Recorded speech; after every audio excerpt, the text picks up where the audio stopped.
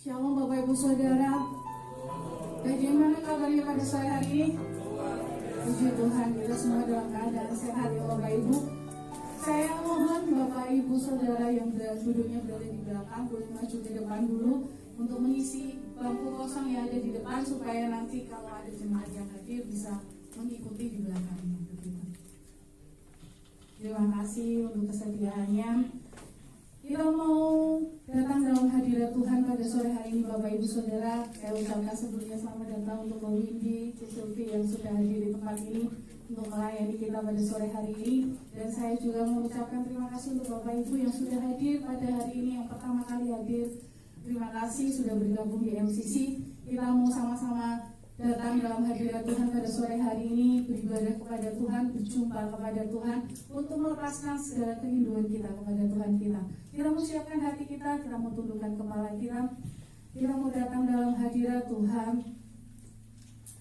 Haleluya, Tuhan Yesus, kami datang dalam hadirat-Mu Tuhan. Kami rindu merasakan hadirat-Mu lebih lagi dalam kehidupan kami. Tuhan, kiranya Tuhan yang pimpin kami. Kiranya Tuhan yang memberkati kami pada sore hari ini. Kami rindu menaikkan pujian kami, penyembahan kami yang terbaik untuk Tuhan. Terima kasih Yesus.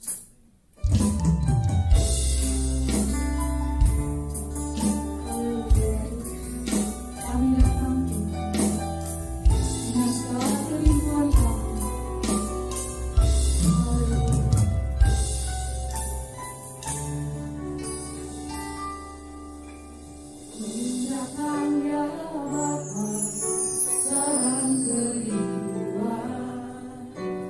Memandang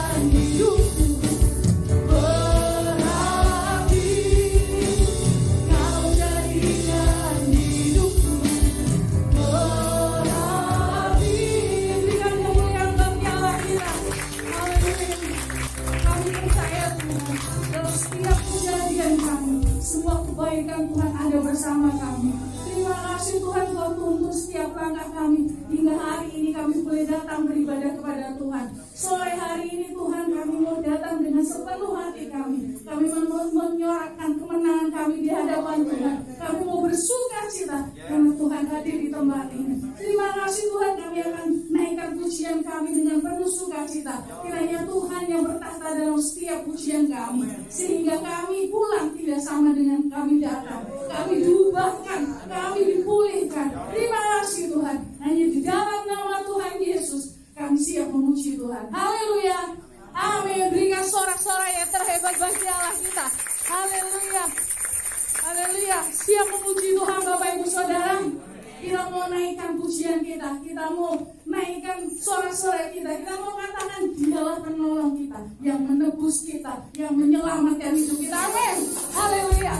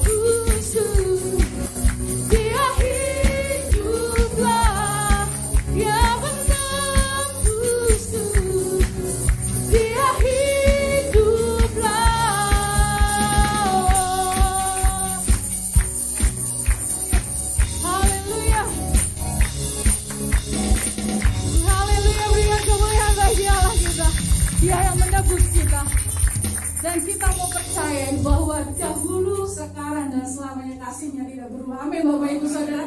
Dia yang menebus kita, Dia menyelamatkan kita.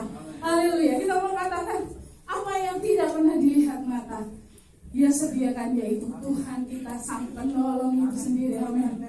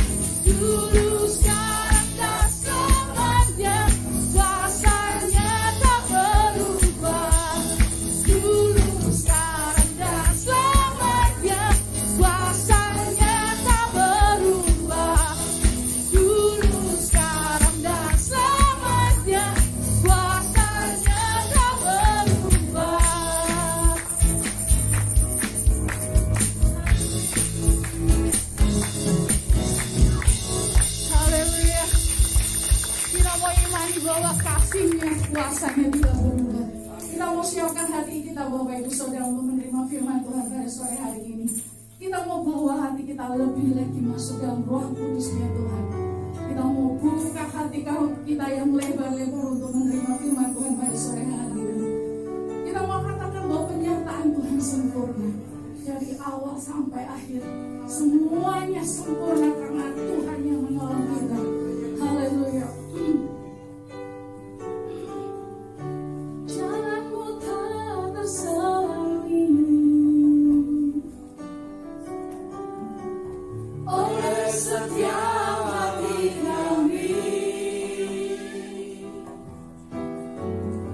Namun satu hal yang percaya, ada rencana yang indah. Tiada terduga kasih-Mu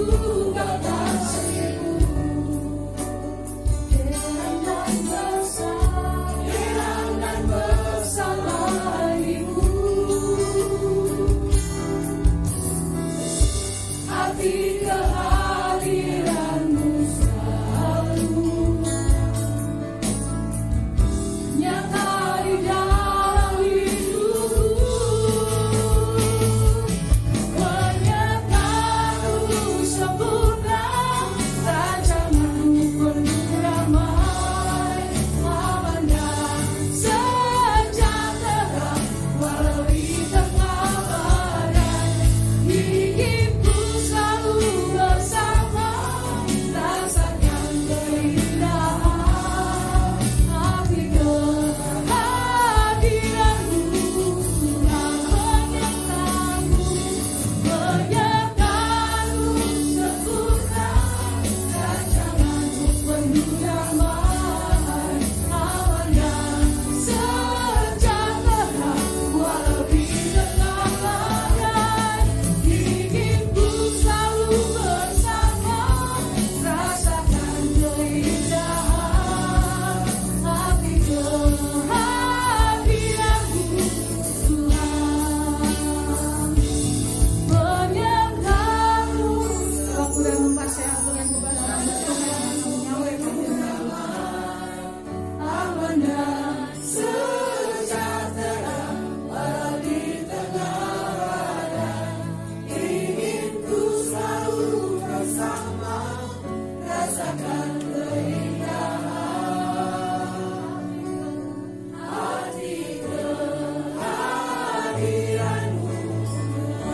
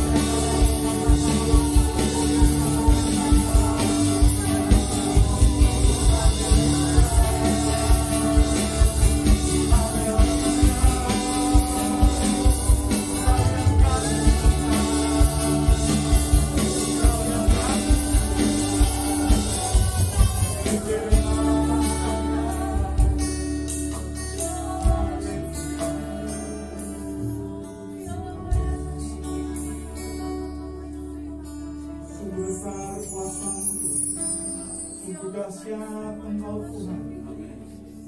Hanya Engkau yang kami sembah dan kami puji saat ini Tuhan. Dalam kemuliaan semuanya hanya bagi nama Tuhan saja.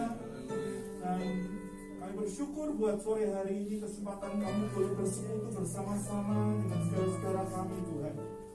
Satu anugerah kesehatan, anugerah kekuatan yang Tuhan sudah berikan bagi kehidupan kami. Kami mengucap syukur buat itu Tuhan. Dan sore hari ini kami mau duduk diam, kami mau merenungkan firman-Mu. Biar Tuhan urapi setiap kami yang di tempat ini, Tuhan berkati setiap kami, sehingga kami bisa mengerti apa yang Tuhan mau bicarakan, apa yang Tuhan mau sampaikan malam hari ini, sehingga itu semua boleh berguna buat kehidupan kami dan mengubahkan kami menjadi semakin hari menjadi semakin serupa dengan Engkau. Terima kasih Bapa untuk malam hari ini. Hanya nama-Mu yang ditinggikan. Dalam nama Yesus kami berdoa, mengucap syukur. Dan kita yang diberkati sama-sama kita katakan amin. Amin. Kemuliaan buat Tuhan. Haleluya. Silakan duduk sama Tuhan.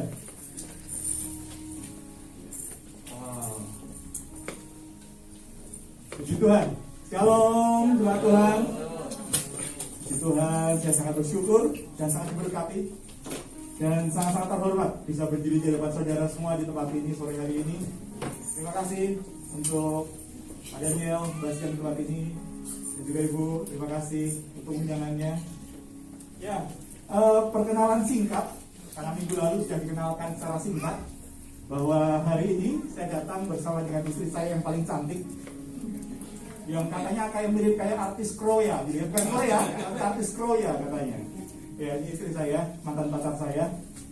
Pacaran 1 kali dan jadi istri, gitu aja ya. Jadi memang paling cantik. Dan hari ini satu kehormatan bisa berdiri di tempat ini, sharing sama saudara-saudara. Hari ini saya nyebutnya sharing ya, karena kita belajar bersama-sama. Kita mau mengerti sama-sama isi hati Tuhan, apa yang Tuhan mau sampaikan di masa-masa hari-hari ini. Kalau minggu lalu kita belajar tentang Tuhan jadi penolong dalam cerita di masa depan. Tuhan pada akhirnya cerita ya. Nah, hari ini saya ingin sharing apa yang saya dapatkan tentang apa yang terjadi hari-hari ini di masa-masa yang menurut orang-orang adalah masa-masa yang sulit. Pandemi 2 tahun. Hari-hari ini kalau teman-teman baca cerita, saudara baca cerita di koran mungkin, atau di sosial media, di Instagram, TikTok dan sesuatunya, dibilangnya menjadi resesi yang panjang dan berat, dan seakan-akan nggak habis-habisnya. Setelah pandemi masih resesi, gitu. Ada banyak yang terdampak. Teman-teman saya pribadi juga terdampak. Saya sehari-hari kemarin bergerak di percetakan buku pelajaran. Tapi karena sekolah libur 2 tahun, para guru menjadi kreatif membuat buku materi sendiri. Alhasil percetakan saya pun juga harus tutup, saudara-saudara, setelah 2 tahun. Sekarang sudah mulai sekolah lagi. Mereka sudah mulai belajar dengan materinya dari sekolah masing-masing, begitu ceritanya. Dan ada banyak berbagai macam bisnis karena itu, saudara ya. Nah, hari ini kita mau cerita sedikit. Sebelum saya mulai, kita mau baca bersama dari ayat tema kita bulan ini, yaitu di Ibrani 13 ayat yang ke-6 tentang Tuhan penolongku, betul ya? Sama-sama boleh kita baca Ibrani 13 ayat 6. 1, 2, 3. Sebab itu dengan yakin kita dapat berkata, Tuhan adalah penolongku. Aku tidak akan takut. Apakah yang dapat dilakukan manusia terhadap aku? Yang percaya boleh beri kemuliaan buat Tuhan. Amin. Ya, Tuhan adalah penolongku. Manusia tidak bisa berbuat apa-apa terhadap kita, karena Tuhan adalah penolong. Ekonomi mau kaya apapun, Tuhan tetap adalah baik. Amin. Nah, ada timbul banyak pertanyaan hari-hari ini ketika 2 tahun pandemi. 2 tahun pandemi, masa ekonomi yang gak jelas. Ada banyak pertanyaan yang timbul. Mau sampai kapan? Kapan Tuhan nolong? Kenapa ini harus terjadi sama aku? Betul? Ada yang bertanya-tanya mungkin. Saya ketemu beberapa orang bertanya seperti itu. Nah, saya coba mengambil 1 kalimat, 2 kalimat kesimpulan yang hari-hari ini coba dimunculkan oleh orang-orang seperti ini, saudara. Adalah hal yang wajar ketika kita melakukan kesalahan dan kita harus mengalami kekalahan, kegagalan, dan kehancuran. Dalam konteksnya seperti ini. Ketika kita sudah tahu kebenaran, tapi kita tetap memberontak terhadap kebenaran itu, maka adalah hal yang wajar jika kita menuai hasil dari ketidaktaatan kita. Contoh simpel. Kalau kita punya aturan bahwa lampu merah harus berhenti, tapi kita melanggar lampu merah itu dan terjadi sesuatu hal, kecelakaan kah, mungkin kena tilang kah, itu adalah buah dari semua ketidaktaatan kita. Setuju? Dan sepakat itu teman-teman, setuju? Ya. Ketika itu kita sudah tahu kebenaran, kita mulai beranjak tentang kebenaran firman Tuhan. Ketika kita sudah tahu bahwa ada kebenaran firman Tuhan yang tidak kita lakukan, dan kita mengalami hal itu, mengalami buah dari kesalahan itu. Contoh, kita ambil contoh Daud. Daud sudah tahu yang lain berperang, dia ada di istananya dan dia melakukan dosa. Dia mengambil istri dari prajuritnya, panglimanya. Dia tahu itu dosa. Dia sudah ditegur, dan dia melakukan itu juga. Dan ada buahnya. Anaknya harus mati salah satunya. Nah, tapi ada yang kedua. Yang kedua yang menjadi masalah adalah seperti ini, saudara. Adalah hal yang tidak wajar saat kita hidup dalam kebenaran, tetapi kita harus mengalami kekalahan dan kegagalan. Kalau tadi di ayat, bukan di ayat, di kalimat yang pertama adalah kita bicara kalau melakukan kesalahan, wajar kita mengalami kekalahan dan kegagalan. Kebalikannya adalah seharusnya, umumnya orang akan berpikir seperti ini. Tidak wajar dong kalau kita sudah hidup benar, tapi kita tetap mengalami kekalahan. Kita tetap mengalami penderitaan. Gak benar dong kalau kita sudah berbuat kudus, hidup dalam kekudusan, tapi kita masih mengalami hal-hal yang tidak nyaman buat hidup ini. Kebalikan yang tadi, seharusnya ini tidak wajar. Jadi sebenarnya kalau ayat utama kita Ibrani 13 ayat 6 adalah Tuhan adalah penolongku, ada beberapa orang yang bertanya pada saya yang timbul selama 2 tahun ini, benarkah Tuhan menolong? Benarkah orang-orang melakukan, iyakah Tuhan itu menolong? Aku sudah hidup benar, aku sudah bertobat, aku sudah melakukan apa yang diperintahkan Tuhan, aku sudah menabur, aku sudah berbuat baik, aku sudah mengampuni. Tapi kenapa tetap orang itu nggak bisa hidup, nggak bisa berbuat baik sama aku? Pertanyaan-pertanyaan itu timbul dan mulai bertanya-tanya, iyakah Tuhan nolong? Iyakah Tuhan bela? Mana pembelaan Tuhan? Aku dipecat, perusahaanku tutup, aku bangkrut. Ada cukup banyak orang-orang mengalami hal seperti itu, dan pertanyaan-pertanyaan itu timbul. Dan saya berdoa, kalau hari ini ada yang sedang berpikir tentang hal itu, bersyukurlah bahwa saudara tidak sendirian. Kenapa? Karena pemazmur juga mengalami hal yang sama. Nanti pulang sudah dibaca Mazmur 73. Pemazmur mengalami yang sama. Dia melihat orang fasik hidupnya enak banget. Kok aku begini? Kapan Tuhan? Tapi di akhir, di ending dari perikop itu, di pasal itu, akhirnya pemazmur menyadari bahwa Tuhan tetap berdaulat atas semuanya. Kalau hari ini ada yang mungkin berpikir seperti itu, iyakah Tuhan nolong? Semoga firman hari ini menjawab kegalauan saudara semuanya. Sama seperti Allah menjawab pemazmur tersebut. Akhirnya dia tahu bahwa Allah tetap menolong. Nah, kita akan masuk dalam poin 1. Jadi kapan saat seharusnya Tuhan menolong, tapi sepertinya Tuhan itu tidak menolong?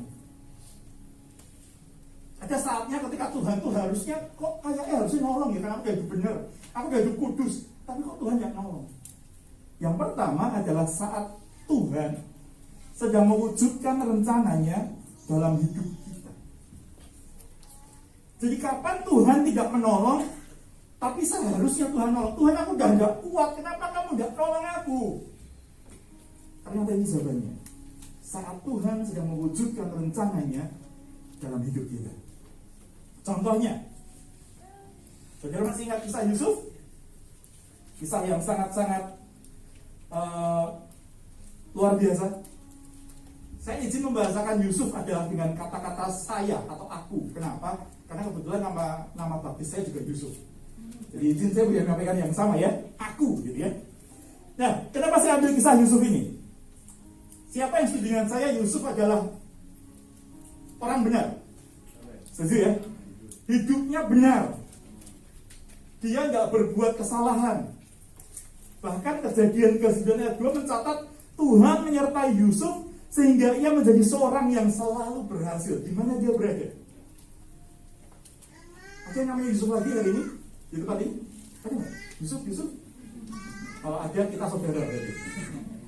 Ya, Yusuf ini sedang meniti karir, saudara.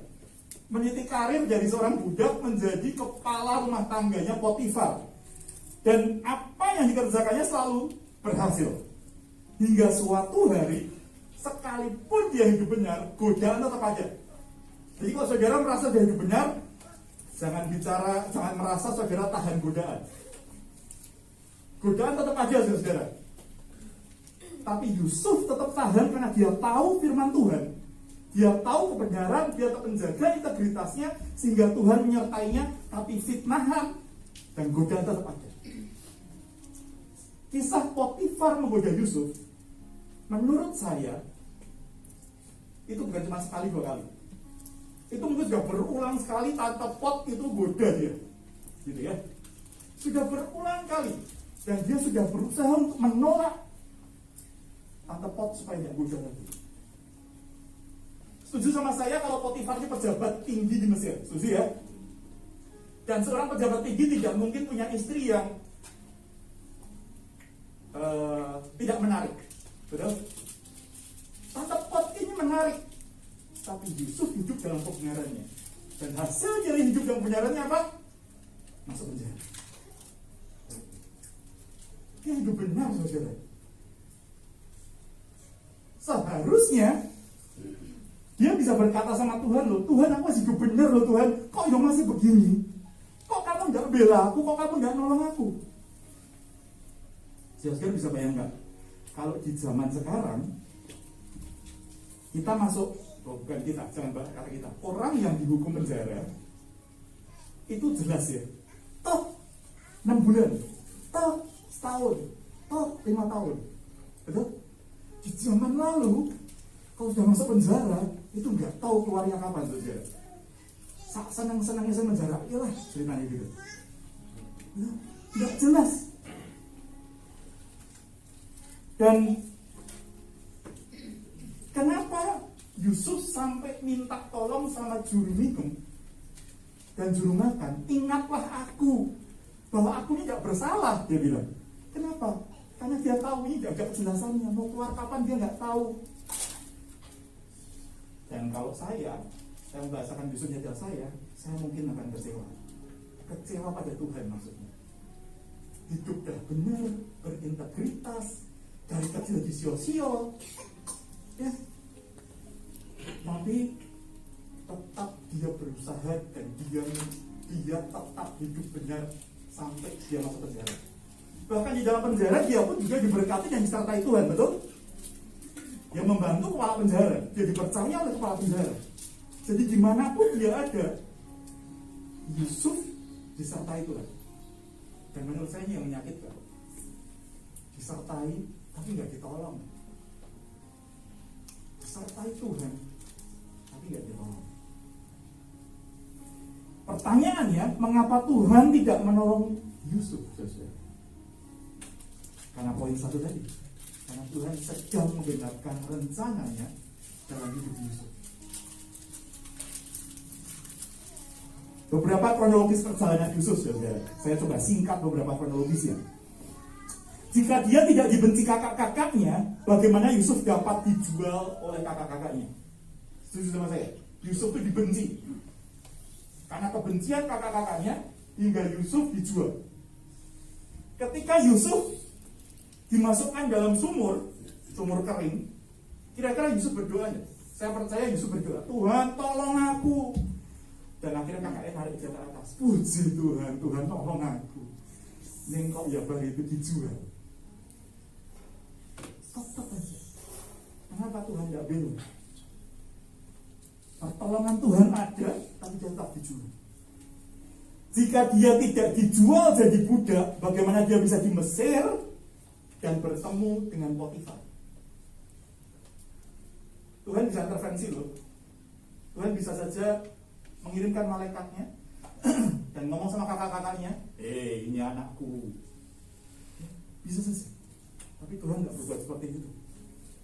Jika dia tidak jadi budak, bagaimana dia bisa? Jika dia tidak difitnah istri Potifar, bagaimana dia bisa masuk penjara? Bagaimana jika dia tidak masuk penjara, bagaimana dia bisa berkenalan dengan juru minum raja? Dan jika dia tidak berkenalan dengan juru minum raja, bagaimana dia bisa dapat promosi untuk menghadap Firaun? Jadi bisa tangkap maksud saya ya? Bahwa ada rencana yang besar yang Tuhan sedang kerjakan dalam kehidupan Yusuf, sehingga Allah Tuhan merelakan menutup matanya atas apa yang terjadi, seakan-akan Yusuf adalah orang yang salah, seakan-akan Yusuf layak dihukum. Tapi Allah tahu, karena rencana yang dia sedang kerjakan dalam kehidupan Yusuf jauh lebih indah daripada apa yang dipikirkan Yusuf hanya sekedar keluar dari penjara. Dan jika dia tidak mendapat promosi, bagaimana dia bisa menolong kakak-kakaknya dari masa kekeringan? Itu saudara. Kadang-kadang kita bertanya, Tuhan, kenapa kamu diam? Seakan-akan kalau pas ada masalah kita berdoa, Tuhan tuh sunyi senyap, nggak ada suara. Ada yang pernah mengalami itu? Saya mengalami beberapa kali. Tuhan diam sekali, nggak ngomong apa-apa. Bukan berarti Tuhan tidak peduli dan tidak sayang, tapi karena Tuhan memang sedang mengizinkan untuk rencananya terdengar di dalam kehidupan kita. Amin, saudara. Contoh yang kedua, saudara. Contoh yang kedua. Bukankah seharusnya Allah Bapa bisa menolong anaknya yang tunggal, Yesus, ketika dia disalibkan? Bukankah Allah Bapa adalah Allah yang berkuasa? Tapi dia merelakan anaknya yang dikasihinya. Ingat ya, pada saat dibaptis, Allah Bapa berkata sendiri, ini adalah anakku yang kukasihi. Tapi Allah Bapa merelakan untuk Yesus benar-benar dianiaya. Kalau Yusuf secara manusia mungkin ada cacatnya, tapi kalau Yesus adalah kebenaran yang sejati. Dia tidak berbuat salah apa-apa, tapi Allah membiarkan itu terjadi sampai Yesus di titik paling nadir manusianya, kemanusiaannya, dia berkata, Allahku, Allahku, mengapa engkau meninggalkan aku?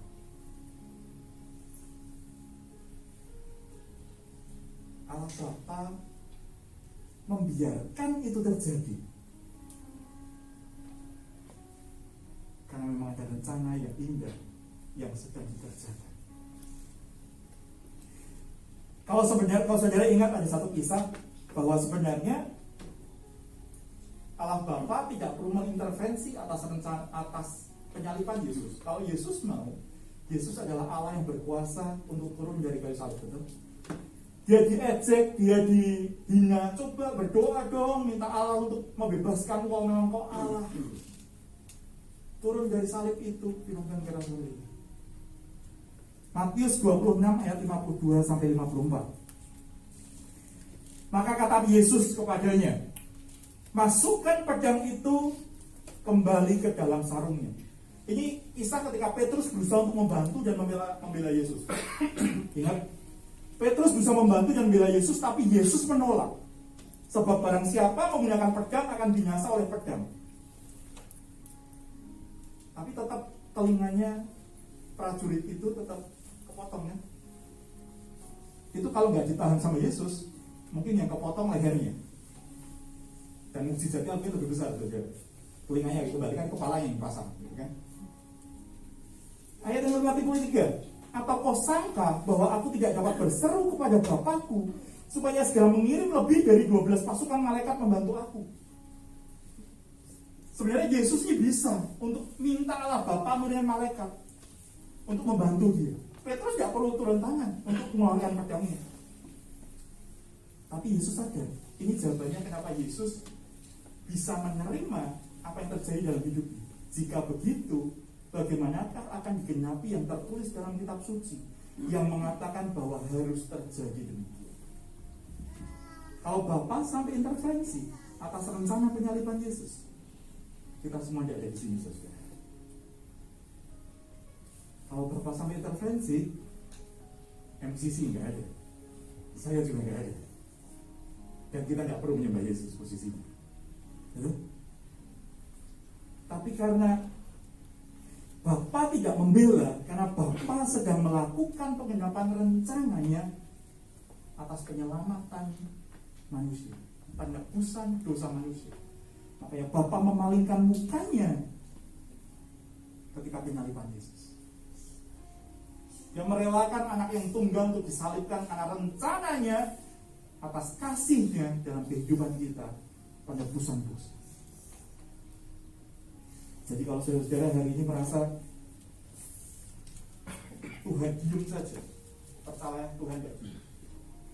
Tuhan tetap ada, Tuhan tetap menyertai. Ada amin, saudara. Mungkin saudara merasa sunyi, sepi, sendirian. Percayalah, Tuhan ada bersama. Bapak relakan untuk kau mengalami itu karena ada hal-hal mulia yang sedang dikerjakannya dalam kehidupanmu. Entah engkau ada, entah kau percaya, engkau melihat atau tidak, tapi Bapa yang mengerjakan itu dalam kehidupan. Apapun itu yang terjadi. Mungkin kau merasa dikhianati, engkau merasa ditipu seperti Yusuf, dikhianati, difitnah mungkin. Kenapa harus mengalami ini, fitnahan ini? Aku yang seharusnya promosi. Kenapa dia yang promosi? Ini kerjaanku. Kenapa dia yang bisa promosi? Mungkin Tuhan sedang mengerjakan hal yang luar biasa dalam kehidupan saudara. Amin, saudara. Dan saya berdoa pesan ini, kalau sampai ada yang sakit hati sama Tuhan, pesan ini bisa mengobati sakit hatimu, bahwa Allah bersamamu, bahwa Tuhan sedang mengerjakan rencana yang dahsyat dalam kehidupanmu. Amin. Saat Tuhan tidak menolong yang seharusnya, tapi sepertinya saja Tuhan menolong, adalah karena Tuhan sedang mengerjakan rencana yang dahsyat dalam kehidupan. Amin, saudara. Saudara ingat tentang kisah Yusuf, bahwa ketika Yusuf, saya kembali ke Yusuf, ketika Yusuf menjadi orang kedua di Mesir, dan Yusuf bertemu dengan kakak-kakaknya, yang Yusuf lakukan apa? Yusuf lakukan adalah ketika kakak-kakaknya bilang minta ampun, dia ketakutan, kakak-kakaknya ketakutan ketemu dengan Yusuf. Yusuf bahasa saya mencoba dengan kata-kata umumnya. Sudahlah, nggak apa-apa. Yusuf melepaskan pengampunan. Nggak apa-apa. Kalau nggak begini, kalau kamu nggak gituin aku sekarang, dulu, nggak ada aku yang ini. Nggak ada keselamatan buat bangsa Israel di masa itu. Gak ada pertolongan ketika masa kekeringan. Gak apa-apa. Dan Yusuf melepaskan pengampunan itu. Hari ini saya tidak tahu apa yang terjadi dalam kehidupan saudara dan tantangan yang saudara hadapi. Tapi Yusuf melihat luka-luka yang dia alami, sakit hati yang dia alami dalam bingkai besarnya rencana Allah. Dia tahu dia harus mengalami sakit hati, dia harus mengalami luka, karena rencana Allah harus digenapi dalam kehidupannya. Kenapa seringkali kita tidak bisa melihat rencana Allah yang besar dalam hidup kita? Karena seringkali kita tuh merasa sebagai korban. Kita selalu merasa bahwa diri kita ini adalah korban dari keadaan.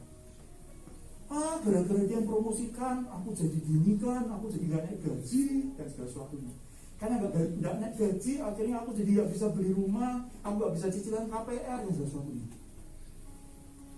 Tapi ketika kita bisa tahu bahwa ada rencana Allah yang besar, dan kita bisa menerima keadaan yang ada, maka kita tahu bahwa Tuhan itu baik. Apapun yang terjadi, ada dalam kendalinya Tuhan. Lagu yang kedua tadi apa yang dinyanyikan? Semua baik. Semua baik. Apapun yang terjadi dalam hidup ini, Allah tetap baik. Semua rencananya adalah baik. Amin. Yang kedua, lalu kapan saat Tuhan yang seharusnya menolong tapi tidak menolong? Saat dia sedang membentuk dan menumbuhkan keserupaan dalam diri kita, keserupaan dengan Kristus dalam diri kita. Kalau tadi yang pertama, kapan Allah yang seharusnya menolong, Tuhan yang seharusnya menolong tapi tidak menolong karena dia sedang menyiapkan rencananya dalam hidup kita. Yang kedua hari ini adalah kenapa Tuhan tidak menolong saat seharusnya dia menolong, karena dia sedang membentuk dan menumbuhkan keserupaan dalam diri kita. Apakah saudara setuju dengan saya bahwa di dunia ini ada yang lebih penting daripada sekedar diberkati dengan limpah? Setujukah saudara dengan saya bahwa kelimpahan berkat yang diberikan pada kita hanya bertahan pada kekinian hari ini saja? Tapi keserupaan dengan Kristus itu adalah harta hingga kekekalan. Setuju saudara? Nah, ketika Tuhan tidak menolong, mungkin dia sedang berusaha untuk menumbuhkan keserupaan dalam diri kita. Bukan berarti ketika saya nyebut seperti itu, bukan berarti saya anti dengan orang Kristen atau anak Tuhan yang diberkati. Enggak, saudara-saudara ya. Berkat itu kedaulatan Tuhan. Siapa yang diberkati, dia bermurah hati pada siapa dia bermurah hati. Ya. Ya, kalau anak Tuhan diberkati, puji Tuhan. Tapi utamanya mengikut Kristus bukanlah berkat itu, tapi utamanya mengikut Kristus adalah keserupaan kita dengan Kristus. Amin. Nah, kita akan baca 2 Korintus ayat 4. 2 Korintus pasal 4 ayat 7 sampai dengan yang ke-11. 2 Korintus pasal 4 ayat 7 sampai yang 11. Ayat yang ke-7. Tetapi harta ini kami punyai dalam bejana tanah liat, supaya nyata bahwa kekuatan yang melimpah-limpah itu berasal dari Allah, bukan dari kami. Dalam segala hal kami ditindas, namun tidak terjepit. Kami habis akal, namun tidak putus asa. Kami dianiaya, namun tidak ditinggalkan sendirian. Kami dihempaskan, namun tidak binasa. Pertanyaan saya, ketika ayat ini ditulis oleh Paulus kepada jemaat Korintus, kira-kira Paulus sudah hidup benar belum, saudara? Sudah hidup benar pastinya ya. Ketika Paulus menulis ini, hidup dia adalah sudah hidup benar. Dia bukan Saulus yang lama, tapi dia sudah jadi Paulus.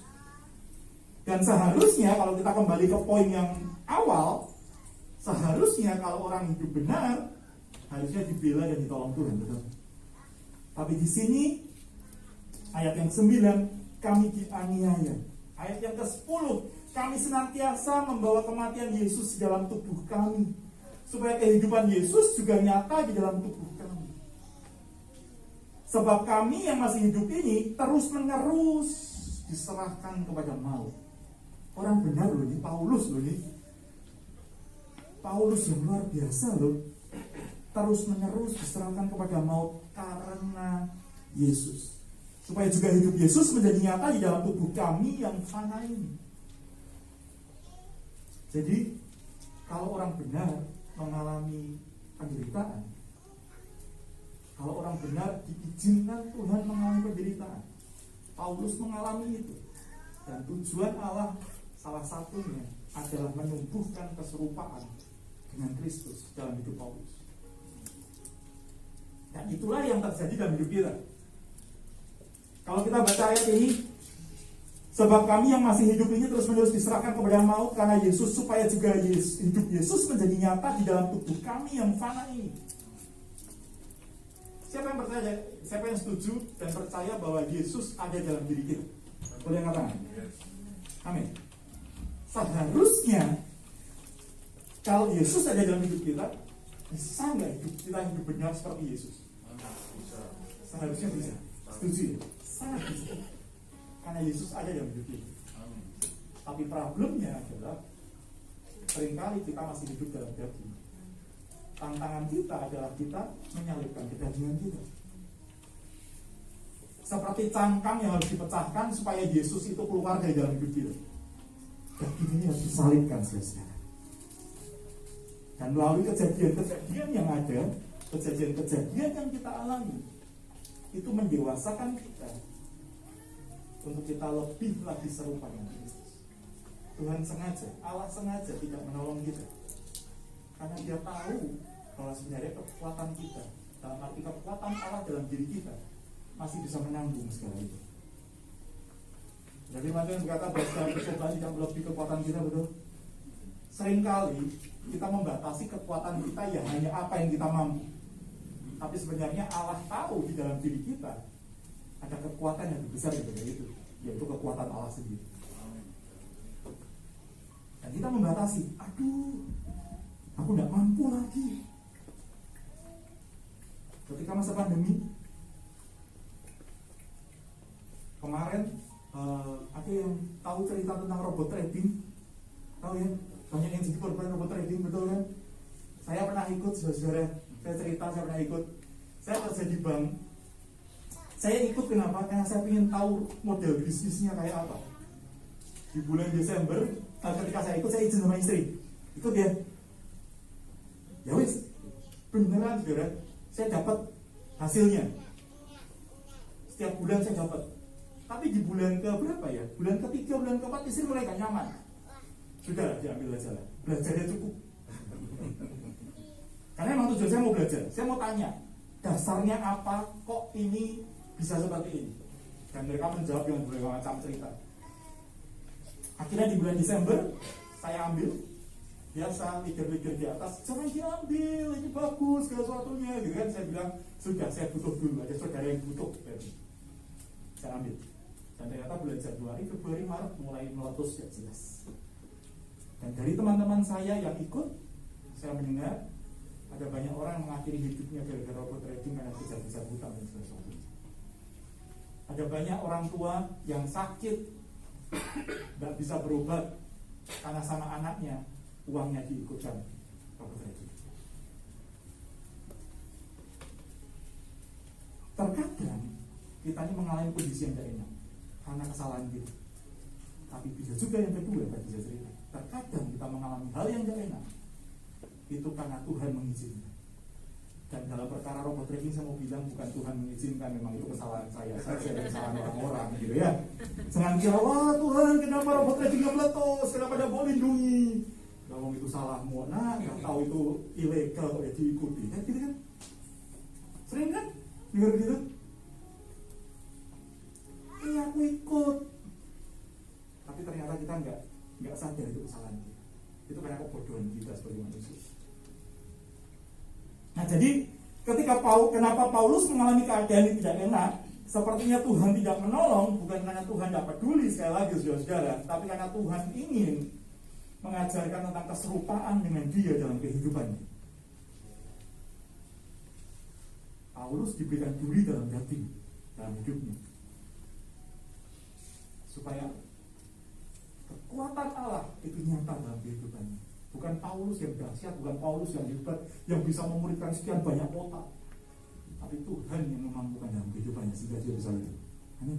Itu yang saya kerjakan Tuhan dalam kehidupan saudara hari ini. Apapun yang kau hadapi, tantangan apapun yang ada dalam kehidupanmu, jangan lari saudara. Jangan lari, tapi tetap jalan. Ada satu kutipan yang saya ambil dari salah satu, saya menyebutnya adalah mentor saya. Kalau sedang diproses, jangan protes, maka kamu akan bisa progres. Ya. Progres artinya apa ya? Maju naik kelas. Gitu ya. Kalau sedang diproses, jangan protes, maka kamu akan progres. Bicara tentang lari, saya masih ingat kisah tentang Hagar, saudara. Hagar, saat itu Tuhan berjanji kepada Abraham bahwa dia akan menjadi bapak banyak bangsa, dia akan memberikan keturunan yang banyak, ya. Dan Sarai mulai berandai-andai, kan Tuhan nggak ngomong keturunannya dari aku. Bagaimana kalau keturunan itu dari Hagar? Karena di masa itu, budaya masa lalu, budaya di zaman itu sangat umum untuk seorang nyonya memberikan hambanya menjadi istri dari tuannya. Di masa itu sangat umum. Dan dia memberikan Hagar kepada Abraham untuk menjadi istrinya supaya ada keturunan seperti janji Allah. Ceritanya Hagar mencoba mengintervensi janji Allah, ceritanya. Dan akhirnya ketika benar-benar ketika Allah memberikan keturunan kepada Hagar mulai mengintimidasi, mulai memandang rendah nyonyanya Sarai. Dan karena Sarai lapor pada Abraham, Kejadian 16 ayat 16-19 berkata seperti ini. Kata Abraham kepada Sarai, hambamu itu di bawah kekuasaanmu, perbuatlah kepadanya apa yang kau pandang baik. Lalu Sarai menindas Hagar sehingga ia lari meninggalkannya. Lalu malaikat Tuhan menjumpainya dekat suatu mata air di padang gurun, yakni dekat mata air di jalan Syur, di jalan ke Syur. Kalau saudara dalam kondisi ditindas dan disiksa dan ditemui malaikat Tuhan, happy ya saudara? Happy dong, ya. Pertolongan Tuhan datang. Betul? Tapi lihat tuh, ayat selanjutnya berkata apa saudara? 16 Kejadian 16 ayat yang 12. Katanya, Hagar hamba Sarai, dari manakah datangmu dan kemanakah pergimu? Jawabnya, aku lari meninggalkan Sarai nyonyaku. Padahal di atasnya malaikatnya udah ingetin tuh, Hagar hamba Sarai. Dia ingetin tuh, Sarai, Hagar tuh, kamu tuh hambanya Sarai. Mau kemana kamu? Ayat 19. Lalu kata malaikat Tuhan kepadanya, kembalilah kepada nyonyamu, biarkanlah engkau ditindas di bawah kekuasaannya. Kalau saya nih ya, atau malaikat Tuhan, mungkin yang seperti ini gitu ya, pertama kali saya lakukan dalam nama Tuhan Yesus. Keliru ini mesti malaikat ini. Ini bukan malaikat ini. Betul ya? Karena mindset kita, pikiran kita, Allah itu baik. Segala sesuatu yang dia kirimkan itu pasti baik menurut ukuran kita. Betul? Bisa diterima saja. Malaikat itu pasti bawa kebaikan menurut pikiran kita. Tapi Hagar menghadapi bahwa dia harus kembali kepada nyonyanya dan biarkan dirimu ditindas.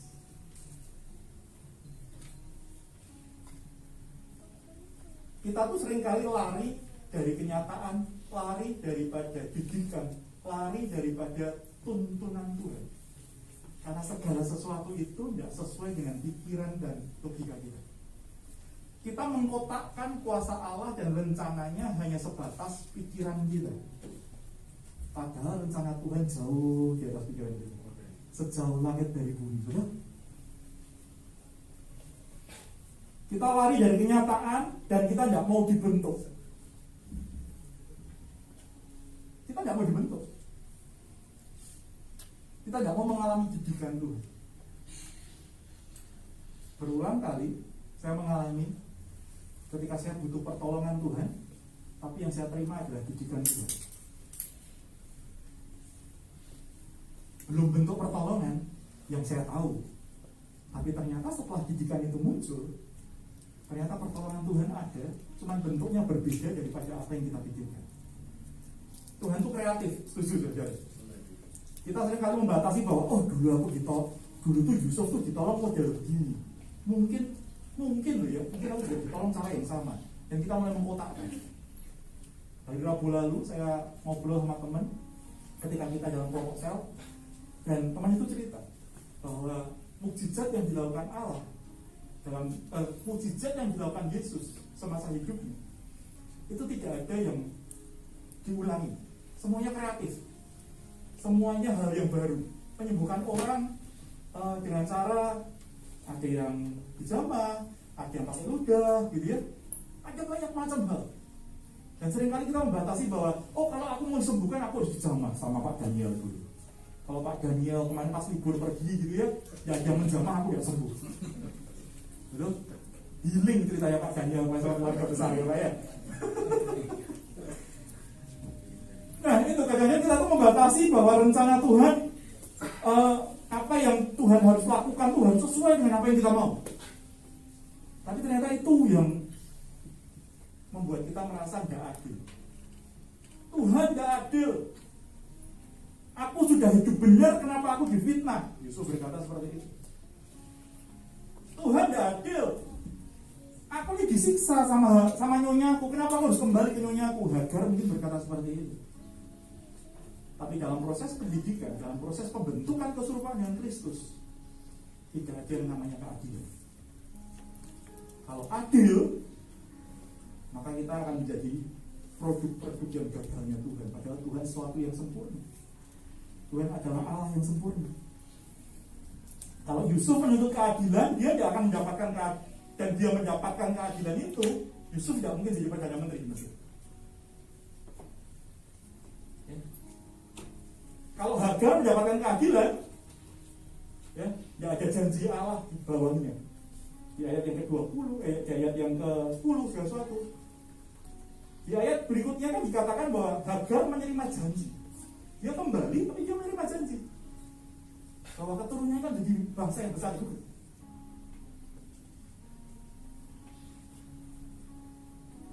Jadi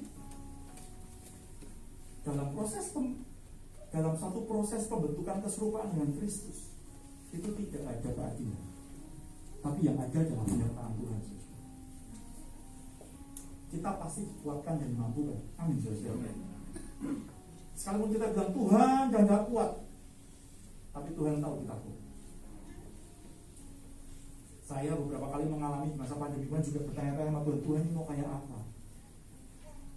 Gaji karyawan sudah makin tipis, percetakan tutup, gaji karyawan gak bisa digaji.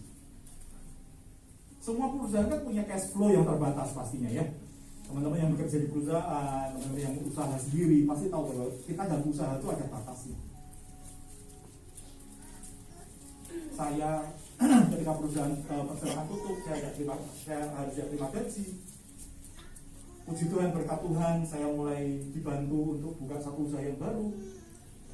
Saya sebagai salah satu joinan, ceritanya diajak joinan sama orang Surabaya, ayo buka properti agent yuk. Jadi kalau tadi teman-teman, apa kabar? Luar biasa. Oh, saya biasa di luar. Karena marketing itu banyak di luar aja tegur saya. Jadi dalam segala proses pembentukan tidak ada keadilan, tapi yang ada kenyataan Tuhan. Dan kita harus belajar, kita harus minta sama Tuhan, Tuhan, ajar aku untuk melihat rencanamu dalam hidupku itu apa. Seringkali kita itu dibutakan dengan apa yang kita mau, bukan apa yang Tuhan mau. Sehingga yang kita lihat itu pokoknya kalau nggak begini, Tuhan belum bekerja. Kalau aku nggak disembuhkan, Tuhan belum bekerja. Kalau aku nggak lepas dari hutang, Tuhan belum bekerja. Padahal goalnya bukan itu. Roma 8 ayat 28 sampai 29, saya akan tutup dengan ayat ini.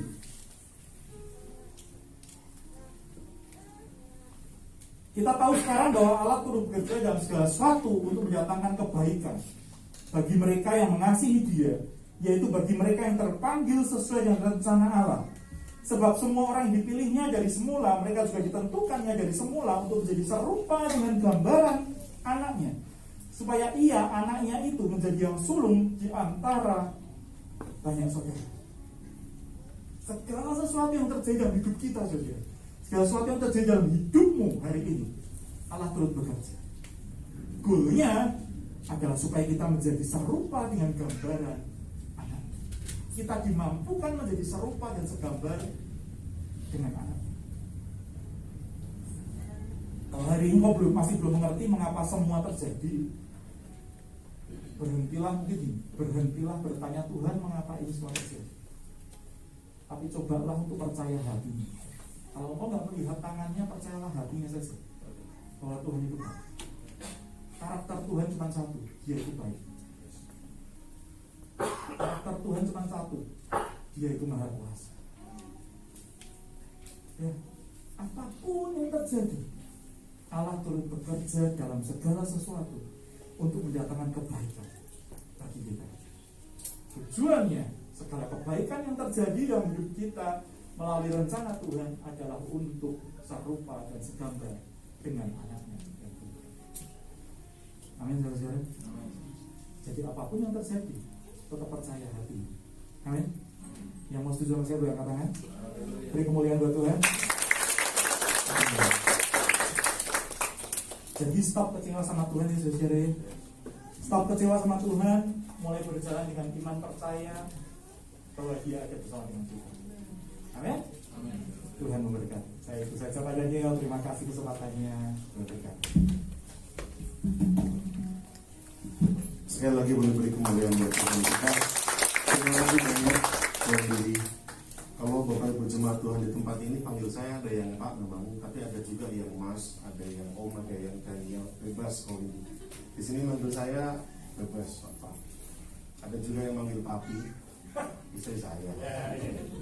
Bapak Ibu Saudara, penulis Ibrani menulis surat ini untuk menguatkan iman percaya orang-orang Kristen Yahudi yang pada waktu itu harus menghadapi tekanan. Saya ulang sekali lagi, bahwa orang-orang Kristen Yahudi pada waktu itu harus mengalami banyak pressure. Seperti yang disampaikan Bapak Windy, mereka sudah berjalan dalam kebenaran, mereka sudah percaya kepada Tuhan, mereka sudah percaya kepada Kristus, tetapi justru kehidupan mereka kenapa tidak menjadi mudah, menjadi enak, menjadi nyaman. Itu yang kita sempat bahas beberapa waktu yang lalu, bahwa seringkali terjadi salah kaprah di Kristenan akhir-akhir ini, bahwa ikut Tuhan pasti akan berhasil, sukses, kaya raya. Bagaimana dengan orang-orang yang ikut Tuhan cukup lama, bahkan menginjil, melayani, tapi hidupnya tidak juga kunjung kaya? Apakah ini menjadi sebuah pertanda bahwa Tuhan tidak menyertai orang-orang ini? Kan tidak bisa seperti itu cara berpikirnya. Nah, jemaat Kristen Yahudi pada waktu itu mereka mengalami pressure, tekanan. Sekalipun mereka sudah Kristen, harapannya hidupnya jadi lebih baik, lebih mudah mengalami pembelaan dan pertolongan Tuhan. Tapi nyata-nyata kok tidak gitu. Mereka di-pressure, ditekan oleh orang-orang Yahudi yang lain, keluarganya, tetangganya. Kenapa kamu dari agama Yahudi pindah ke Kristen? Ayo kembali lagi ke Yahudi. Kamu sudah murtad, kamu ini, kamu itu. Dipaksa untuk kembali ke agama Yahudi. Mereka mengalami tekanan. Belum lagi dari orang-orang Roma. Orang-orang Kristen dianggap sebagai pemberontak, karena mereka kumpul di rumah-rumah beribadah, seakan-akan seperti orang yang tidak mau nurut dengan aturan pemerintah. Ya, bahkan kalau Bapak Ibu Saudara mengetahui, Paulus saja yang punya keluarga negaraan ganda, Yahudi juga Roma, itu aja tetap dihukum mati. Sekalipun hukum matinya dianggap yang paling ringan di antara para rasul, dipenggal supaya matinya cepat, nggak tersiksa. Daripada direbus, daripada ditarik dengan kuda dipenggal aja karena beliau orang Roma. Tapi kan itu tetap aja sebuah penghukuman bagi seorang rasul begitu. Ya, lalu mereka juga menghadapi tekanan dari orang-orang Yunani. Kenapa? Karena orang-orang Kristen yang mungkin punya latar belakang dari Helenisme, dari Yunani, mereka tidak lagi datang ke kuil. Mereka memilih untuk beribadah bersama-sama di rumah-rumah, memecahkan roti sambil bersukacita. Sehingga orang-orang Kristen menghadapi tekanan dari Yahudi, Romawi, Yunani. Sekalipun sudah hidup benar, sudah Kristen, sudah percaya Yesus, tapi kok hidupnya tidak mudah, tapi kok hidupnya malah jadi sengsara. Nah, pertanyaan ini yang akhirnya dijawab oleh Pak Windy. Satu, karena Tuhan punya bigger plan, Tuhan punya greater plan, Tuhan punya rencana yang lebih baik. Apa rencana Tuhan bagi jemaat orang-orang pada waktu itu? Supaya kekristenan semakin menyebar luas, iman mereka menjadi militan. Ada rencana yang lebih besar dari itu. Lalu alasan kedua, kenapa kok seakan-akan Tuhan diam? Alasannya apa? Oh, ternyata karena bahwa Tuhan sedang membentuk keserupaan Kristus di hidup orang-orang Kristen Yahudi pada waktu itu.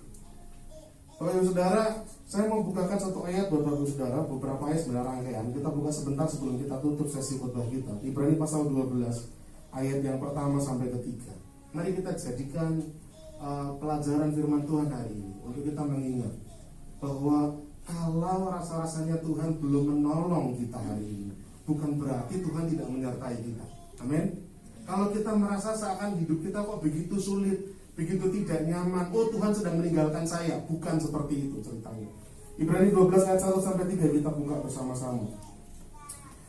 Karena kita mempunyai banyak saksi bagaikan awan yang mengelilingi kita, marilah kita menanggalkan semua beban dan dosa yang begitu merintangi kita, dan berlomba dengan tekun dalam perlombaan yang diwajibkan bagi kita. Ayat 2, marilah kita melakukannya dengan mata yang tertuju kepada Yesus, yang memimpin kita dalam iman dan yang membawa iman kita itu kepada kesempurnaan, yang dengan mengabaikan kehinaan tekun memikul salib dan sukacita yang disediakan bagi Dia yang sekarang duduk di sebelah kanan tahta Allah. Ingatlah selalu akan Dia yang tekun menanggung bantahan yang sehebat itu terhadap dirinya dari pihak orang-orang berdosa, supaya jangan kamu menjadi lemah dan putus asa. Kalimat terakhir dari Bapak Windy, kalau ada yang merasa hari-hari Tuhan kok tidak adil, kalau ada yang merasa hari-hari ini kok Tuhan diam saja, jangan menjadi lemah dan putus asa. Jangan menjadi kecewa kepada Tuhan. Tapi apa? Pandang Yesus yang pada waktu itu bahkan tekun menanggung kehinaan dan sukacita yang disediakan bagi Dia. Mari kita melakukannya dengan mata tertuju kepada Yesus yang tekun menanggung bantahan sehebat itu.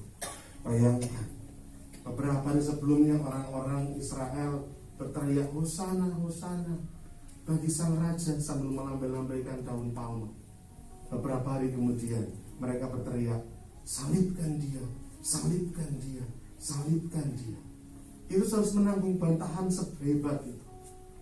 Kalau Bapak Saudara ingat, Tuhan dicobai setelah 40 hari 40 malam berpuasa. Setelah dibaptis, Roh Kudus turun atasnya, Tuhan berpuasa 40 hari 40 malam, lalu datang iblis mencobai. 1 kali, 2 kali, 3 kali gagal, akhirnya kita mencatat iblis mundur, menunggu waktu yang tepat. Datang lagi ketika Petrus berkata kepada Yesus, Tuhan, sekali-kali aku gak akan izinkan terjadi bahwa engkau akan ditangkap dan sekali-kali aku gak akan izinkan itu terjadi. Apa kata Tuhan Yesus kepada Petrus? Enyahlah engkau iblis, apa yang kau katakan itu bukan dari kamu. Enyahlah kau iblis. Dan sekali lagi kalau kita perhatikan, ternyata godaan itu datang di Taman Getsemani. Tuhan sendiri berkata, ya Bapa, jikalau boleh, lalukanlah cawan ini daripadaku. Tuhan sendiri ngomong. Bantahan sehebat ini itu gak mudah. Tapi seperti Ibrani katakan, dia tekun menanggung bantahan terhadap diri. Untuk siapa? Untuk saya dan Bapak Ibu Saudara. Jadi hari-hari ini kalau kita mengalami kesulitan, permasalahan, mungkin kita diperlakukan tidak adil karena memilih punya iman percaya kepada Kristus. Bapak Ibu Saudara memilih jadi Kristen, tetapi orang-orang bersikap tidak adil, menekan. Bapak Ibu Saudara menjadi Kristen di tengah keluarga yang mungkin non-Kristen. Bapak Ibu Saudara mengalami rasa yang tidak nyaman karena perlakuan yang tidak adil. Ingat, pandang Yesus. Kalau di tempat pekerjaan kita seringkali kita mengalami bully, tekanan, karena kita punya iman kepada Kristus. Pandang Yesus. Dia tekun menanggung segala bantahan yang sehebat itu. Amin. Mari kita tunduk kepala sejenak. Saya boleh mohon Pak Diki bantu saya untuk menyanyi musik bersama dengan teman-teman di musik. Kita mau merenungkan firman Tuhan yang sudah disampaikan malam hari ini.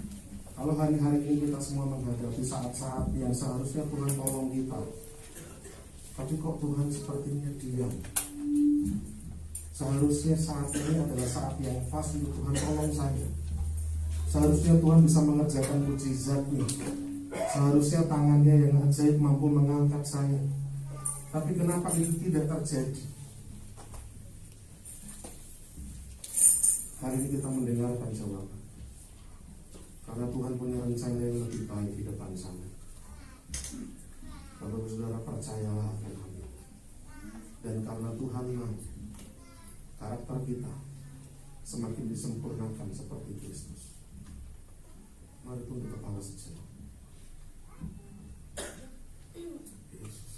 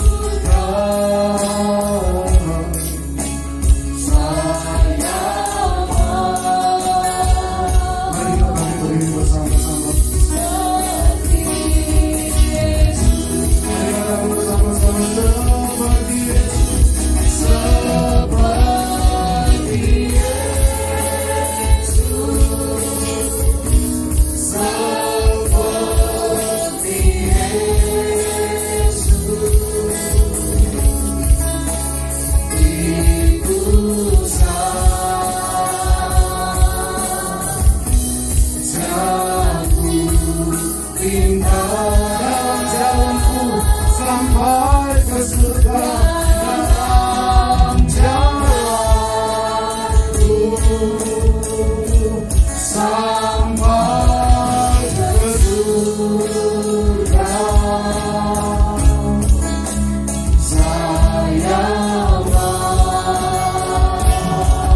Mari angkat tangan bersama-sama. Dan saya minta jemaat saja serukan pujian ini. Jemaat saja nyanyikan.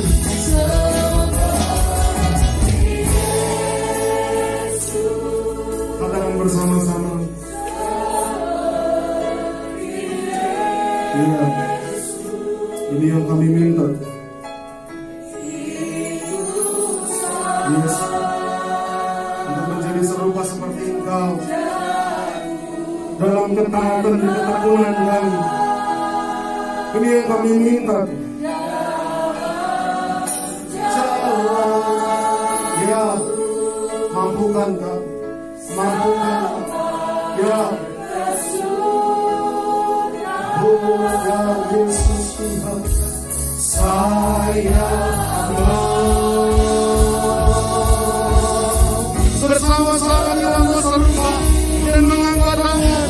Kami mau Tuhan seperti Yesus, seperti Yesus,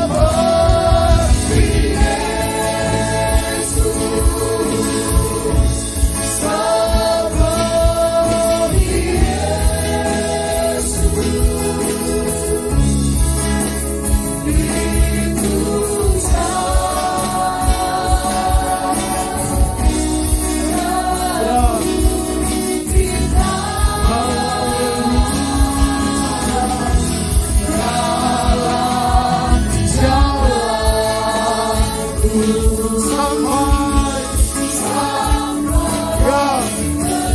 Itu benar.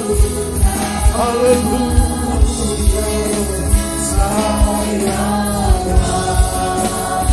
seperti Yesus, seperti Yesus. Saya mau seperti Yesus. Saya mau seperti Yesus. Saya mau seperti Yesus. Saya seperti Yesus. Ya, tetap dalam suasana menyembah Tuhan.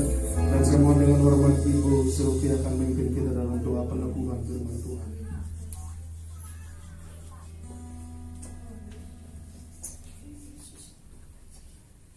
Bapak, terima kasih buat sore hari ini. Terima kasih buat firman-Mu. Terima kasih Tuhan untuk kami boleh belajar sore hari ini, bahwa apapun yang kami alami hari-hari ini, mungkin banyak ketidakadilan yang kami alami, tapi sekarang kami mengerti Tuhan, ketidakadilan yang kami alami bukanlah berarti Tuhan tidak menolong, bukanlah berarti Tuhan tidak lagi sayang, bukanlah berarti Tuhan tidak lagi menyertai setiap kami. Tuhan, malam hari ini kami berdoa, apapun yang sedang kami alami, berikan kami kekuatan Tuhan. Berikan juga kami kerelaan hati untuk kami tetap terus ada di dalam proses, untuk kami tetap terus Tuhan menjalani proses, dan tolong kami Tuhan untuk dalam proses ini kami tidak mengeluh, kami tidak lari Tuhan, tapi kami tetap menjalani dengan kekuatan yang dari Engkau.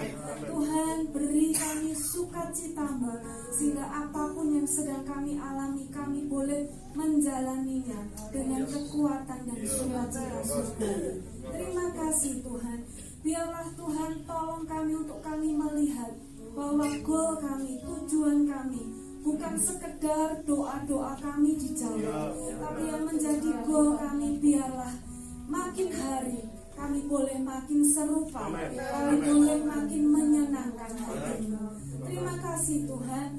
Firman Tuhan boleh berhenti di sharingkan, tapi kami percaya Roh Kudus yang ada di dalam setiap kami akan terus mengajar kami, akan terus menuntun dan menguatkan kami. Terima kasih Tuhan, terima kasih. Hanya di dalam nama-Mu kami sudah berdoa dan mengucap syukur, dan kami percaya Engkau mengerjakan lebih dari yang kami doakan dan pikirkan. Dalam nama Tuhan Yesus kami sudah berdoa dan mengucap syukur. Amin.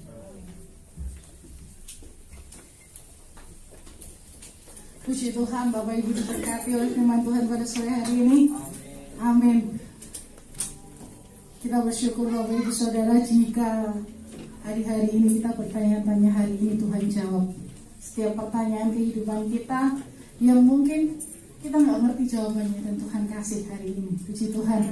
Sebelum kita akan mendengarkan pengumuman-pengumuman, kita mau memberikan persembahan yang terbaik untuk Tuhan. Kita persiapkan persembahan kita yang terbaik untuk Tuhan.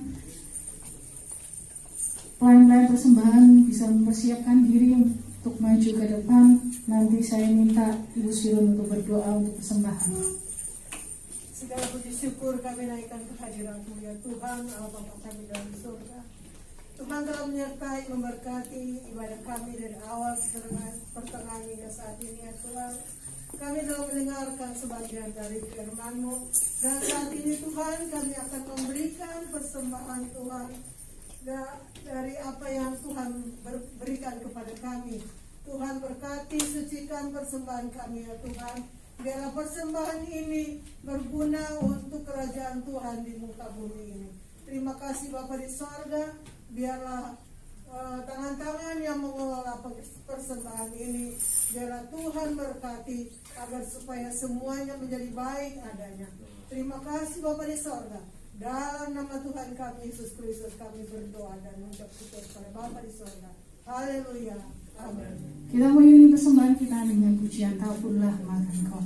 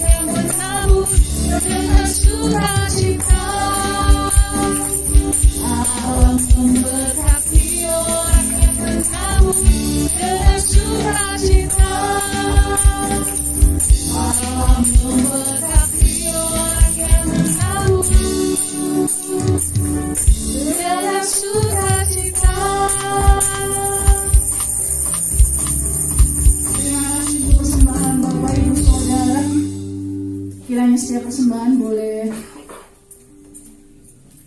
menjadi berkat untuk pelayanan Tuhan, khususnya di MCC. Selanjutnya kita akan mendapatkan info sepekan MCC. Setiap hari Bapak Ibu ada selamat pagi Bapak, jadi Bapak Ibu Saudara bisa ikut, bisa ambil bagian dalam ibadah doa pagi setiap hari lewat channel YouTube secara online. Lalu selanjutnya hari Senin pukul 5 sore ada latihan tamborin. Lalu hari Kamis, hari Rabu ada oikos setiap jam 6 sore. Itu di tempat-tempat tertentu dan waktunya menyesuaikan ya Bapak Ibu, kita sudah ada jadwalnya. Lalu selanjutnya ada latihan musik dan pujian setiap hari Kamis jam 6:30 malam. Lalu ada ibadah menara doa kota setiap hari Jumat jam 6 sore di Hotel Haris lantai 16. Lalu ada ibadah pemuda remaja Metanek setiap hari Sabtu jam 5:30 sore. Hari Minggu ada ibadah sekolah minggu. Bapak Ibu Saudara yang memiliki anak usia sekolah minggu bisa bergabung di Alpha Kids setiap hari Minggu jam 7:30 pagi. Lalu hari Minggu sore kita berjumpa kembali di ibadah MCC setiap jam 5 sore. Demikian info sepekan MCC. Lalu saya akan sampaikan laporan keuangan MCC. Saldo per 15 Juni 2022 yaitu 10.064.000. Lalu pemasukan di 19 Juni 2022 persembahan 1.147.000. Lalu pengeluaran di 19 Juni 2022 sewa tempat 800.000. Jadi saldo akhir kita 10.411.000 rupiah. Puji Tuhan, Tuhan memberkati MCC lewat tangan-tangannya yang luar biasa. Lalu bulan ini kita berbahagia bersama rekan-rekan kita yang berulang tahun. Ada Ibu Sira yang berulang tahun di 14 Juni 2022. Lalu Mas Dani yang kemarin baru banget yang angkat-angkat ini ya, ulang tahun. Kiranya Tuhan memberkati saudara-saudara kita yang berulang tahun. Lalu selanjutnya ada informasi yang lain Bapak Daniel. Baik, itu yang berulang tahun Bapak Ibu Saudara ya. Jadi nanti kalau mau minta traktir silahkan menghubungi yang sudah dicantumkan di depan ya. Traktirannya gitu ya, ditagih. Baik, sekali lagi kami atas nama jemaat mengucapkan terima kasih banyak kepada Bapak Ibu Windy dan Bu Sylvie. Saya bisa panggil beliau Ko Windy dan Cik Sylvie ya. Sudah berkenan hadir dan melayani di tempat ini, dan kami berharap ini bukan pertemuan pertama dan terakhir, tapi ada kemudian-kemudiannya. Dan sedikit ada bingkisan untuk Bapak Windy, boleh maju ke depan. Ada sedikit bingkisan kenang-kenangan dari kami. Ya. Boleh, maksud saya terus ya. Baik, boleh diserahkan, boleh lihat ke kamera kok. Ya, kalau nggak kuat lambaikan tangan ya.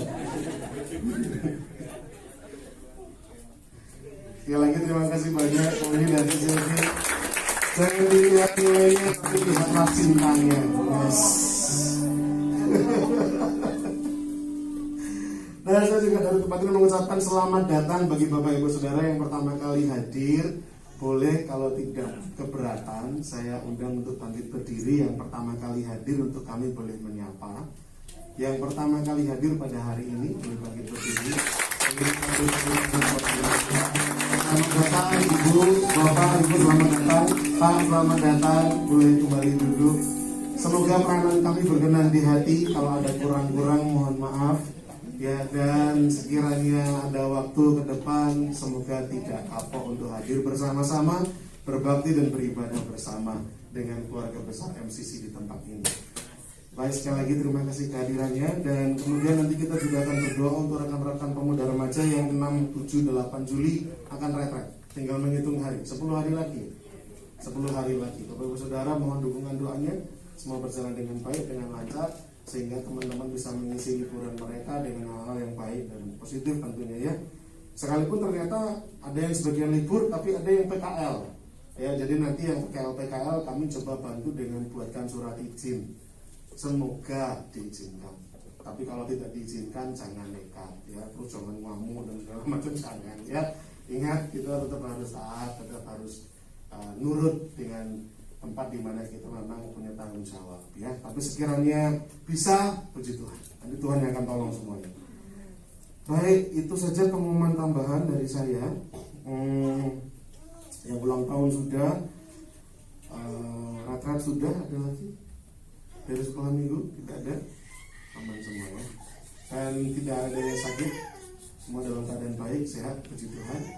Dan di waktu-waktu yang akan datang kami terus nantikan bagian untuk kita bisa datang beribadah bersama-sama di tempat ini memuji Tuhan, maupun juga di ibadah-ibadah tengah minggu Oikos dan ibadah-ibadah lainnya. Dan jemput Bapak Saudara untuk kita bangkit berdiri bersama-sama. Kita akan mengakhiri ibadah kita sore malam hari ini. Mari kita berdoa. Bapa kami di surga, kami bersyukur untuk kesempatan malam hari ini.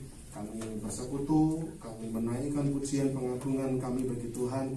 Kami percaya Tuhan bahwa kehadiran kami di tempat ini malam ini bukan sebuah kebetulan, tapi ada rencana yang Tuhan kerjakan dalam kehidupan kami masing-masing, pribadi lepas pribadi. Dan biarlah Tuhan boleh berkenan melihat bakti kami, Tuhan boleh berkenan mendengarkan setiap nyanyian pujian penyembahan kami, agar ini menjadi sesuatu yang berkenan di hadapan Tuhan, dan hatinya Tuhan tertuju atas kami di tempat ini. Terima kasih Tuhan, terima kasih untuk setiap pelayan yang terlibat. Biarlah Tuhan memberkati, tambahkan lagi Tuhan hati yang cinta melayani Tuhan, hati yang rela berkorban memberi yang terbaik bagi Tuhan dalam segala talenta yang mereka miliki, sehingga di kemudian hari mereka boleh terus bersemangat melayani Tuhan lebih lagi bagi hormat dan kemuliaan nama Tuhan. Terkhusus bagi Bapak Ibu Windy yang sudah hadir melayani kami dalam pemberitaan firman. Tuhan kiranya memberkati pekerjaan tangan beliau. Tuhan buat berhasil dan beruntung bagi hormat kemuliaan nama Tuhan. Tuhan berkati keluarganya, menjadi keluarga yang memancarkan terang kasih Kristus dimanapun berada, menjadi teladan dan inspirasi bagi banyak orang, sehingga nama Tuhan semakin dibesarkan dan dipermuliakan. Yang menjadi kerinduan dan pergumulan, kami percaya Tuhan menjawab tepat waktu seturut dengan kehendaknya Tuhan. Terlebih lagi dalam pelayanan beliau berdua, biarlah Tuhan akan tambahkan kepercayaan pelayanan lebih lagi, menjangkau lebih banyak jiwa anak-anak rohani untuk boleh didampingi, membawa anak-anak rohani mereka semakin dekat dan mengenal pada Tuhan. Kami berdoa di dalam nama Yesus terjadi dan tergenapi. Kami juga berdoa untuk setiap jemaat semua yang sudah rela hadir, berbakti, bersekutu di tempat ini bersama-sama, meluangkan waktunya, yang mau bersama-sama mencari hatinya Tuhan. Kami berdoa di dalam nama Yesus, biarlah berkat-berkat Tuhan yang terbaik turun ke setiap kami, memberkati setiap pekerjaan tangan kami Tuhan. Dibuat Tuhan berhasil beruntung bagi hormat kemuliaan nama Tuhan. Tuhan berkati keluarga kami. Firman Tuhan berkata, satu orang percaya seisi rumah diselamatkan. Oleh karena itu kami mau berdoa di dalam nama Yesus. Setiap firman yang kami dapatkan, kami bagikan di tengah-tengah rumah tangga kami, sehingga di tengah-tengah rumah tangga kami ada damai sejahtera Tuhan. Mereka mendengar kabar baik, dan mereka boleh mengenal Kristus sebagaimana kami pun percaya kepada Kristus. Berkati jemaat dalam setiap kerinduannya, dalam setiap pergumulannya Tuhan. Yang berbeban berat Tuhan, lepaskan bebannya tepat sesuai dengan waktunya Tuhan. Yang memiliki kerinduan, kami percaya kalau Tuhan tolong hamba, Tuhan jawab kerinduan hamba. Tuhan tolong beberapa jemaat di tempat ini, lalu kami percaya ada waktu di mana setiap kami boleh dijawab dalam setiap pergumulan kami Tuhan. Terima kasih Bapa di surga, terima kasih. Kami mau bawa dalam doa untuk setiap acara minggu kami ini, di tengah minggu maupun rencana-rencana ke depan, untuk retret pemuda remaja juga. Kami serahkan ke dalam tangan Tuhan. Pekerjaan Tuhan di tempat ini, kami yakin percaya kalau Tuhan yang memulai, maka Tuhan juga yang menyertainya. Kami percaya semua berjalan dengan baik, dengan lancar, dan oleh karena perkenanan Tuhan, Tuhan tambahkan terus bilangan kami, sehingga menjadi hormat dan kemuliaan bagi nama Tuhan. Kami pun kehadiran kami boleh menjadi terang dan berkat di tengah-tengah kota Solo. Terima kasih Bapa untuk setiap jemaat yang baru pertama kali hadir. Biarlah Tuhan juga memberkati setiap jemaat yang pertama hadir ini Tuhan. Tuhan sentuh hatinya di dalam nama Yesus. Biarlah ibadah kami malam hari ini boleh membawa berkat tersendiri bagi setiap jemaat ini Bapa. Mereka boleh merasakan kehangatan kasih Tuhan. Mereka boleh melihat persekutuan kami bahwa Tuhan sungguh-sungguh hadir memberkati setiap pribadi yang ada di tempat ini. Tuhan tambahkan terus berkat dalam kehidupan pribadi setiap Bapak Ibu Saudara yang pertama hadir pada malam hari ini. Terima kasih Tuhan, terima kasih. Kami malam hari ini Tuhan juga berdoa di dalam nama Yesus bagi rekan-rekan jemaat kami yang berulang tahun, untuk Ibu Sirun dan juga Saudara Dani. Biarlah berkat daripada Allah Abraham, Allah Ishak, Allah Yakub di dalam nama Yesus turun ke atas jemaat yang berulang tahun Tuhan. Tuhan tambahkan umur Tuhan. Tuhan berikan kesehatan yang prima, hati yang bersemangat melayani Tuhan. Kami percaya setiap pekerjaan tangan yang dikerjakan Tuhan juga buat berhasil, menjadi berkat bagi banyak orang, menjadi kesaksian bagi banyak orang. Nama Tuhan diagungkan, dibesarkan, dipermuliakan. Hati yang rindu melayani pun Tuhan juga kobar-kobarkan dalam kehidupan mereka, sehingga di usia yang Tuhan tambahkan ini makin hari makin cinta Yesus. Terima kasih Tuhan, itu kerinduan dan apa yang menjadi kerinduan kami Tuhan, apa yang menjadi harapan kami. Terima kasih Bapak, sementara kami mau pulang ke rumah tangga masing-masing, biarlah penyertaan Tuhan menyertai kami, sampaikan kami di rumah kami dengan selamat, berkumpul dengan berkat masing-masing, dan kembalikan kami Bapak di persekutuan-persekutuan yang akan datang, untuk kami datang berbakti persekutu kembali bersama-sama dengan saudara seiman kami di tempat ini. Terima kasih Bapak Surgawi, terima kasih. Sekarang kami akan menerima berkat Tuhan, jemaat Tuhan angkatlah tanganmu dan terimalah berkat Tuhan. Tuhan memberkati engkau dan melindungi engkau. Tuhan menyinari engkau dengan wajahnya dan memberi engkau kasih karunia-Nya. Tuhan menghadapkan wajahmu dan memberikan engkau damai sejahtera. Biarlah kiranya berkat-berkat daripada Allah Bapa, kasih karunia daripada Tuhan Yesus Kristus, damai sejahtera dan persekutuan Allah Roh Kudus ada menyertai setiap kita mulai malam ini sampai Tuhan datang untuk kedua kalinya. Di dalam nama Yesus, kami menaikkan syukur kami dan doa kami. Haleluya. Amin.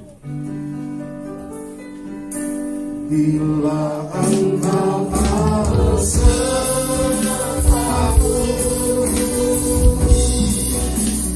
bukan mau berjalan,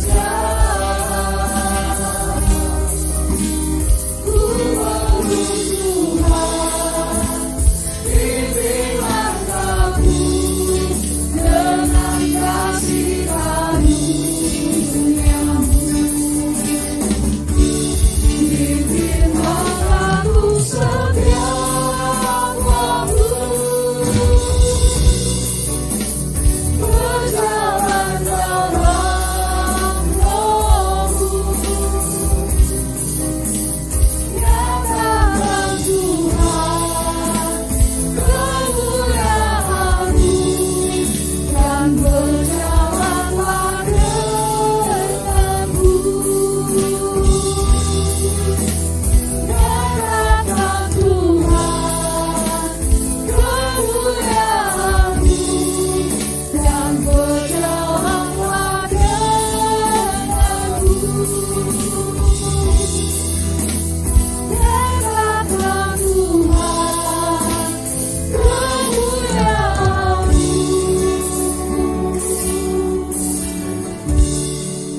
dan berjalanlah denganmu.